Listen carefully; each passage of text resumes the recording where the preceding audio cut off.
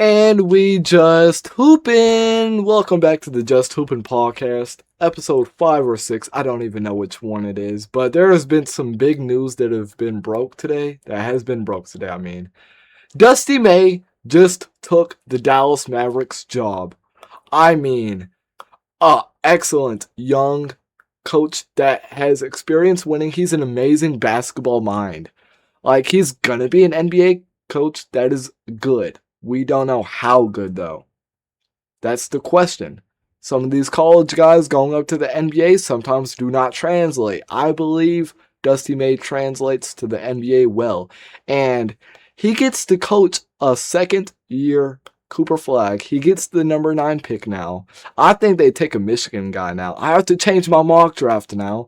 And he also gets to coach Kyrie Irving. He's getting a warm welcome into the NBA. He's got his big man, Derek Lively, Daniel Gafford, PJ Washington.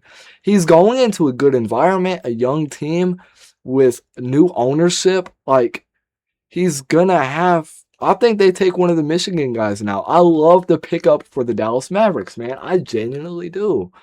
What a pickup. Now, for the Michigan side of things, Dusty May getting hired to the Dallas Mavericks. I think Michigan might have an Auburn type of season where Bruce Pearl retired and they hired within the program. I don't think Michigan is going to hire outside the program, and I think an assistant coach is going to step up. But I think most of the guys do stay because most of the guys have amazing relationships with the assistant coaches. That's how it is. You build a relationship first with the head coach and then with the assistants. And then I don't think most of these guys transfer, but with a new coach, I don't know. Like, one of their coaches is rumored to be the front runner for the job, but I don't trust him to be able to win at a high level. I think this team is lowering their ceiling so much losing Dusty May. I don't know, man. I'm just in shock. Man. Wow. But today we got our mock draft now. I gotta change the mock draft, man. I gotta change the mock draft. Oh my goodness, bro. Wow. It's gonna be a short little episode today, because I gotta get a bunch of short form content out now. Oh my goodness, wow. Yep, I think. Oh, wait. I think he falls now. Wait, I gotta put one more final change and then we're good. Hold up, wait. I don't think. Wait, I don't know, to be honest. I don't know, man. Wow. I don't know what happens now. I guess this. And then he goes, okay. There we go. Okay. That just took a weird change. Wow. Well, we're going to start this mock draft off. This is my final mock draft, and this is going to be uploaded on Draft Day, the actual YouTube video, but this is on my podcast. Go watch my podcast every Monday. But starting it off at 1, I'm taking AJ Debantsa on the Washington Wizards. Amazing 6'9" scorer. Like, almost a generational talent. I think he is a generational talent, if you ask me. His scoring ability, 6'9". He's like a Tracy McGrady, Jason Tatum, Paul George clone. Almost. I wouldn't throw out the KD comparison to be unfair. But man, AJ Debantsa is the closest thing we have seen to KD since Kevin Durant, to be honest. Number 2, there's been rumors that the Utah Jazz and Darren Peterson do not have a good relationship. And, hey, I don't think it happens, but I'm just going to put this out there because I think the Jazz might do this.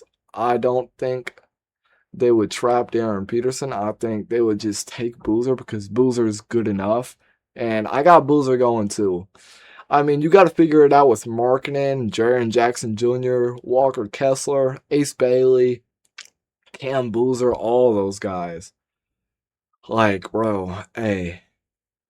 I don't know what happens, to be honest, because it is a weird situation with Darren Peterson, Cam Boozer, like Carlos Boozer is in the Utah Jazz's front office, but Darren Peterson is clearly the better fit. He slides right in there at pick 2. And I mean, Darren Peterson, I think, should go 2, but I have him going 3 to the Memphis Grizzlies. An amazing scorer. Just the availability isn't there, but Darren Peterson is amazing.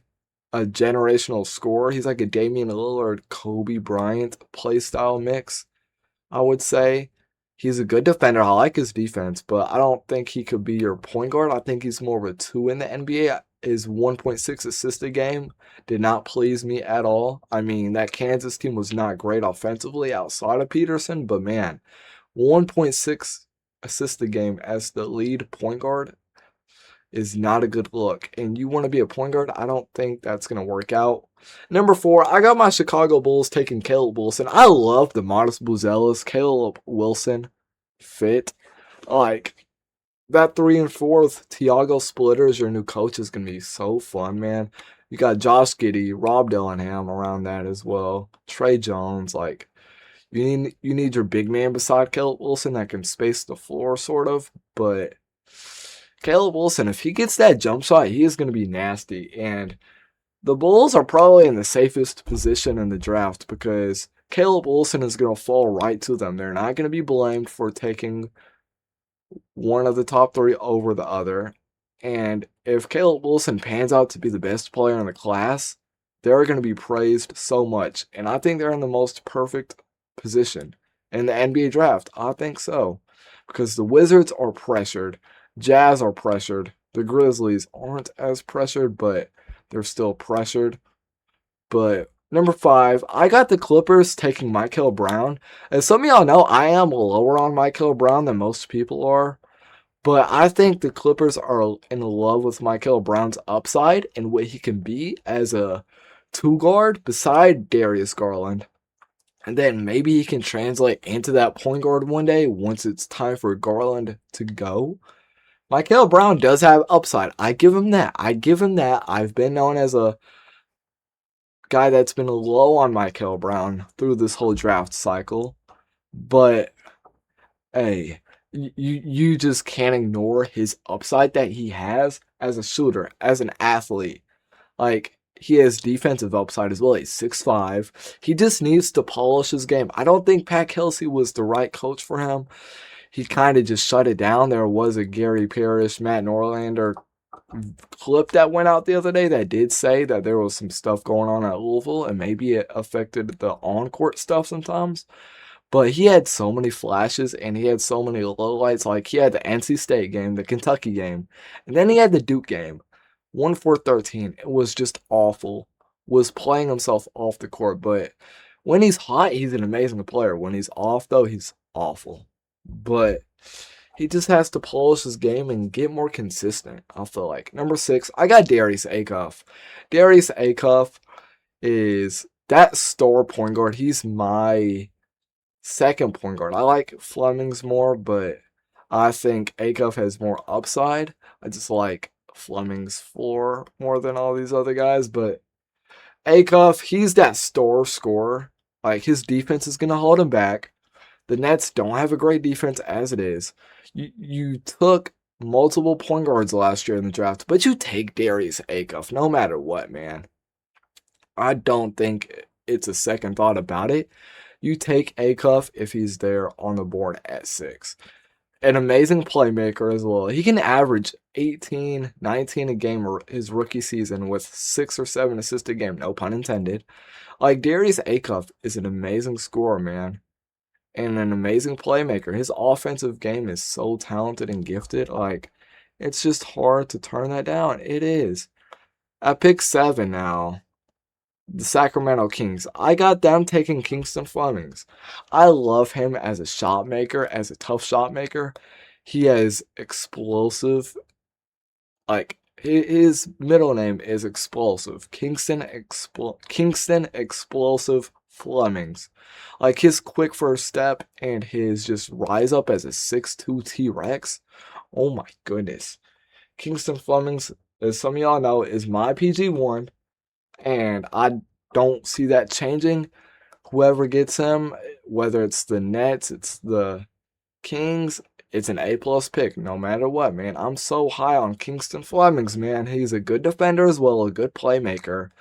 He needs to shoot more threes. I don't like the volume under 4 attempts a game, but it was because the Kelvin Sampson offense, they don't like to shoot a bunch of threes. They like to get in the paint, get downhill. But Kingston Flemings has a good form.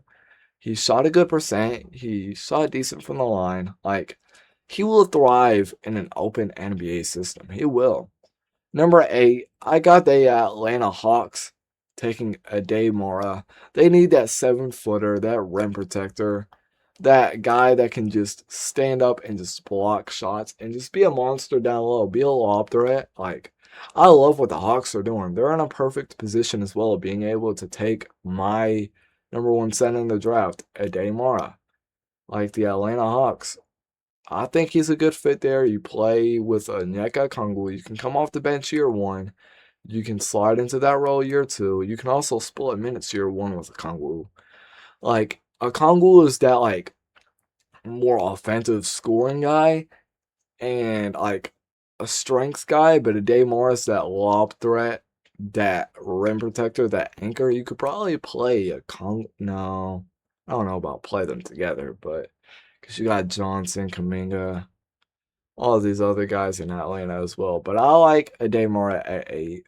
Now, number 9, the Dallas Mavericks. It is a switch-up pick. I got them taking Yaxel Lendeborg. I originally had Keaton Wagler here, but I think the Dallas Mavericks are going to take a Michigan guy. They just hired Dusty May. And I don't know if this happens on draft night, but Yaxel Lendeborg is probably going to be a Dallas Maverick.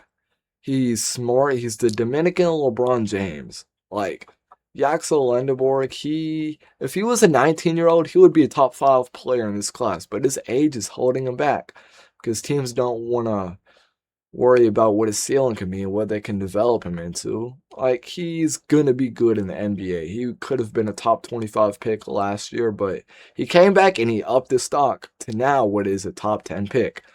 Number 10, I got the Milwaukee Bucks taking Keaton Wagler. I mean, Keaton Wagler, an amazing shooter, an amazing scorer. He didn't dunk a lot. He can dunk, but he's not that athletic. He doesn't have that quick first step, really. He's a good playmaker. I like his playmaking skills. He had maybe the best storyline out of any guy in the first round that I got. Like, hey, Keaton Wagler is an underdog. Wasn't even a top 100 recruit coming out of high school. And a year later, he's projected to be a top 10 pick in the NBA draft. Like, I'm lower on his ceiling, kind of, but, like, he's a high floor prospect, but can he be that lead guard one day? Can he be that secondary guard one day? I think he could be the second option on a team one day, scoring the ball wise, but it's going to be kind of hard for him to score sometimes with the lack of athleticism sometimes. And I think he could struggle a bit his rookie season in Milwaukee if he does go there without a point guard, like a good point guard. But he's going to be a good NBA player one day. Don't even take the not top 100 recruit and just had one good season. It's not a fluke. Keaton Wagler is a hooper, man. Now, number 11, I got the Golden State Warriors selecting Braden Burries. I love his two-way ability. I love the way he can play defense and lock in sometimes. He was the second option at Arizona this year, and I just love his ability to score the basketball. Like, when he needs to, he can go out there and get a bucket. He can make the right play. He's a tweener kind of guy. Like, he could play the 1, he could play the 2. He'll dive on the floor when needed to. I think he's a good young guy coming off his freshman season. And also, he's a good winning player. He came out of a winning environment in what was Arizona this past season. They made the Final Four. They was a 1 seed. They was elite all year long. Like, Braden Burries has that winning mentality. Steve Kerr, Draymond Green, Steph Curry, Jimmy Butler, they want to play with him. Will Richard. Like, it goes on and on. But Braden Burns is a picture perfect fit in Golden State, I feel like, in my opinion. Wow. I still can't believe the Dusty Man. Now, number 12, I got the OKC Thunder selecting Nate Ament. I'm not high on him, but I think the Thunder could take a swing on him, put him in the developmental system, let him play in the G League, and then a few years from now, he can come out there and possibly be a rotation guy, be a good role player for him. I don't know if his upside pans out. He's an amazing pick, but he's just biggest boom or bust I've ever seen in a prospect. I would say, like I've said it multiple times, biggest boom or bust. Like it's either he's amazing or he's just garbage and out of the league in 2 years. He's kind of like Usman Jang. But number 13, I got the Miami Heat selecting Jaden Quains. Jaden Quains didn't play a lot of Kentucky last year, but he was a top 5 pick coming into the year. Injuries derailed that, and he's fell down now. The Miami Heat would love Jaden Quains. If they get Giannis, you can have him in that front court as that backup center replacing Khalil Ware. He's a good rim protector, just a dominant force down low, just physical, good rebounder. Like, he can handle the ball a little bit too. He doesn't have a shot at all, but he's like a dominant force down low, man. I don't know a good comp for him. Like, JQ is amazing to watch. I'm a Kentucky fan. I saw it firsthand. That St. John's game is all I need to know. Like, Kentucky's a tight-packed offense last year. They wasn't good offensively. And during that time, they couldn't shoot the ball to save their lives. And they was playing what Mark Pope called a smash mouth style of basketball. He was just going around and babying those St. John's big men.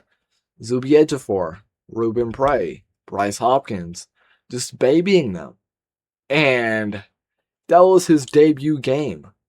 Coming off of ACL surgery and coming back 8 months off of ACL tear. Like, this kid is a generational athlete as well. Like, I don't care about, like, his father has some, like, I don't know.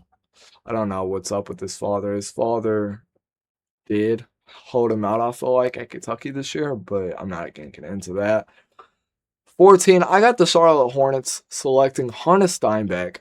Like, he can just be that rebounder, that lob threat, that guy that can catch it, post up, give you 1-2 dribbles, just spin back. Like, I mean, Hunter Steinbeck, you got LaMelo Ball, Con Kneppel, Brandon Miller, Miles Bridges, and then Hunter Steinbeck. I like the fit. He can also block some shots. But post lottery, I am going to take a quick little water break to regain my breath because I've been talking for 17 minutes straight. So we're going to take a break and be back with outside of the lottery. At pick 15, I got my Chicago Bulls taking Merez Johnson. Merez Johnson is that big man we need. Physical presence, good defender.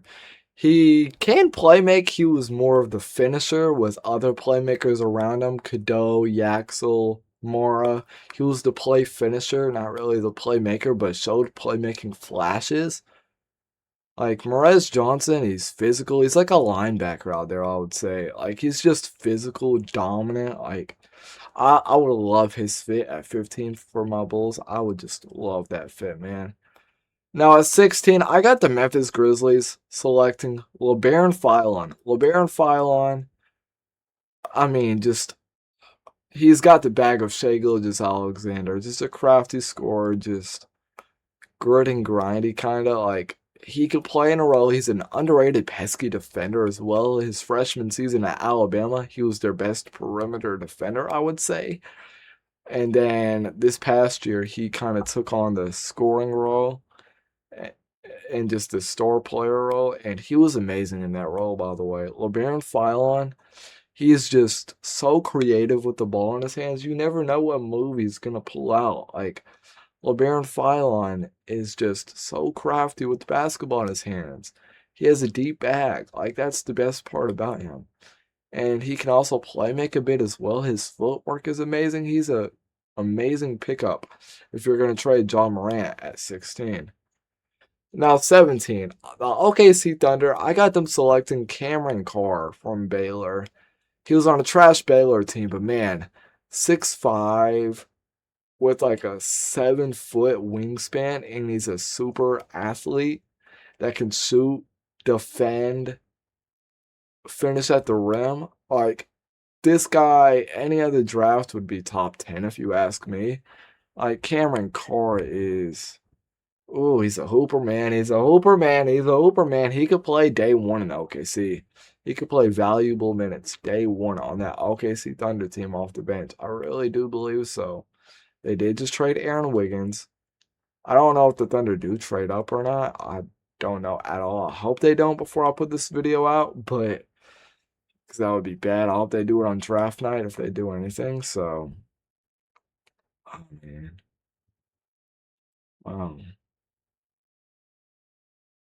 wait, let me go back to this now. We're good. Yeah. Now 18, I got the Charlotte Hornets taking Dalen Swain at 18. Like, Dalen Swain, he's a good shooter, not the best shooter. He's not the best defender, but his handles and his playmaking ability is what is amazing at the wing position. Like, he's just that secondary shot creator you can have beside a LaMelo Ball, and if LaMelo's not on the court, it's Trey Mann. Like, he's a secondary shot creator at an NBA level. If he can polish this shot some more, he can make that occasional play at the rim. Like, he's just a good young role player. He was a junior at Texas this year, and he was amazing, if you ask me. He was one of the best players in the SEC. But, hey, I would have loved that Hornets team if they did take Swain and Steinbeck.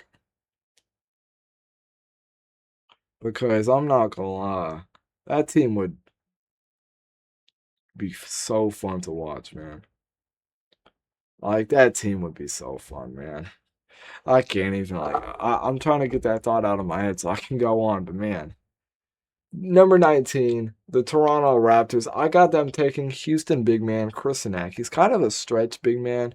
He can block shots. He can rebound. He's physical. Like, he's not, like, wide at all. Like, he's a skinny big man. He can get bullied, but he'll fight down there. He was in that Kelvin Sampson, like, environment. The Kelvin Sampson environment just makes you tougher all around. But, I mean, hey, Chris Nack, that the Raptors do need a big man. I'm just in so much shock that Dusty May took the job. Like, it's just gonna create a ripple on college basketball. Like, and if any of these Michigan players transfer out, man. Wow. All right. Pick 20. Spurs. Kareem Lopez. Kareem Lopez, I have not watched a whole bunch. I keep saying every mock draft or ranking that I do that I'm going to watch more Kareem Lopez, and I never have got into it. Like, this is just the safe spot. I think he could be a developmental piece or a possible Harrison Barnes replacement. Like, he's not bad at all. Like, he's just not the best. I'm lower on him than most people. I'm not the highest on him. I'm just in the middle tier with him, I feel like. But Kareem Lopez, he could be good next year. He could contribute as a rookie, but he's more of a long-term prospect, if you ask me. Now, 21. This is a player y'all do know I love. Malik Thomas. Just an amazing shot creator, shot maker. He's a bucket getter, a bucket maker. And he's going to thrive in that Detroit offense as that main shooter. He can just run off so many screens. You got Cade Cunningham playmaking for him. Like, you can play off with Duran. You got... My mind went blank. My mind went blank. Dennis Jenkins. Yeah, Dennis Jenkins and Malik Thomas as your shooters. I like that a lot. And then Tobias Harris, like, that Pistons team is amazing, man. Like, I love them even more. If they do pick up Malik Thomas, they're rumored to be in the Giannis sweepstakes as a third team. that could facilitate a guy like Tyler Hero. I would love that if they could get Hero. But Malik Thomas would be a good shooter off the bench for them. It would be amazing. 22. I got the Sixers taking Bennett Sturts, a possible Quentin Grimes replacement, and he could just be that off the bench lead guard. I feel like you just take that this late in the first round, and hey, hey, he's a hooper, man. Good playmaker, good shooter. He plays at more of a slow, methodical pace. You can change up teams and catch them off guard, kind of, because Maxi Edgecombe is electric and they play fast. They just run up and down the court, get their buckets, and Bennett Starts can slow down the pace of the game. And I like that a lot, to be honest. I do. I like that fit in Philly. 23, I got the Atlanta Hawks taking Christian Anderson. Good shooter, one of the best shooters in the draft. He has so much deep range, limitless range, if you ask me. Good playmaker, good shot creator. Like, what's it called? Like, he can go out there and just get paint touches. Like, yes, he did McCollum returning on a 1 year deal, and he could play in that bench unit with Kaminga, Aaron Wiggins, Mara. Like, I like that a lot. Corey Kispert. Like, I'm penciling out Zachary Reese-Shea because I do think he gets traded, but Christian Anderson could be a good backup point guard in the NBA. Like, he's going to be good. He has a decent ceiling as well. He has a low floor because you know what he's going to be for you. 24, I got the New York Knicks taking Pete. A physical big man just brings and provides physical presence in that front court. You got Cat, who's more of a stretch big. He can be physical. Mitchell Robinson, you might lose him. And, I mean, hey, he killed that Florida front court. Most people did put him at the 4th overall pick at the very start of the year after that Florida game, and his flaws kind of shown. He's not a shooter. He can't shoot the ball. He's not that tall. He's a good defender, just strong, athletic, and a good finisher at the rim. It's kind of like a Timu Zion, I feel like, but a better defender for sure. And he has no bag at all. He don't got a bag. But he has the physical build of Zion. A Timu Zion, I feel like. 25, I got the Lakers selecting Allen Graves. He can be like Boris Diaw, I feel like. Like, he's not the most athletic, but he is decently athletic. And then he's strong. He can shoot the ball. He can be that 4 for you, kind of like PJ Washington, kind of. Kind of like a Christian Wood beside Luka Doncic. And Allen Graves, he's smart. He makes good reads. He's a good passer. And he's got a good body. He can man up and play defense when needed to. He's a good backup big man for you day one. And he's going to go in and make winning plays no matter what. Like, that's what he's the best at, if you ask me. So, hmm. 26. I got the Denver Nuggets taking Abuka Corey. He had great measurables. He wasn't the tallest, but he had an amazing wingspan, though, which is going to be amazing as a backup point guard. And this is the best pick possible if you get him this late in the first round. And he's a shooter, he's a shot creator. Like, his wingspan really did show at some points this season. He wasn't even a top 100 recruit, I don't think, and he went out there, averaged 23 and a half a game. Abuka Corey is amazing, man. He is. Amazing backup point guard to Jamal Murray day one. 27. This might get traded to Milwaukee. It might stay in Boston, but they got Isaiah Evans, and I mean, Isaiah Evans would be an awesome pick. Like, this late in the first round, an amazing shooter. He can defend when needed to. He can make the right read. He played at Duke, a highly analytical system. And Missoula does love the analytics. And he would fit right in with guys like Shireman, Hauser, guys like that. but he's more athletic than those guys. And I mean, Isaiah Evans is amazing, man. Like any other draft, he's a top 20 pick, top 15 pick. But Isaiah Evans, since he's in this loaded draft class, he's a late first round. Pick 28. I got Josh Jefferson. I don't think there's a point guard you take in this range anymore in the late first round. They're all gone. And Joshua Jefferson, he makes winning plays. He's a good playmaker as well. Like he's a good playmaker. He's a good defender. He's strong. He's physical. I like to pick up if they take him. 29. I got Taurus Reed. The Cavs do need a backup center, and they do need more front court presence. And Jared Allen might get moved. The Cavs might make some moves this offseason. I don't know. But Taurus Reed, he was the best player in the nation during March Madness. He was amazing during March Madness. He was just dominant. He had a 31 point, 27 rebound game. Taurus Reed is going to be a high value first round pick, if you ask me. He's over guys like Henry Visor, who's not going to be on here. Because at 30, I got Alex Caravan on the Dallas Mavericks, who just hired Dusty May. It would be crazy losing the national championship and then going to play for the opposing team's coach that you lost the national championship to. That would be something, though. But that is my mock draft, my final mock draft for the 2026 NBA draft. Make sure y'all like and subscribe. Peace out, y'all. Bye.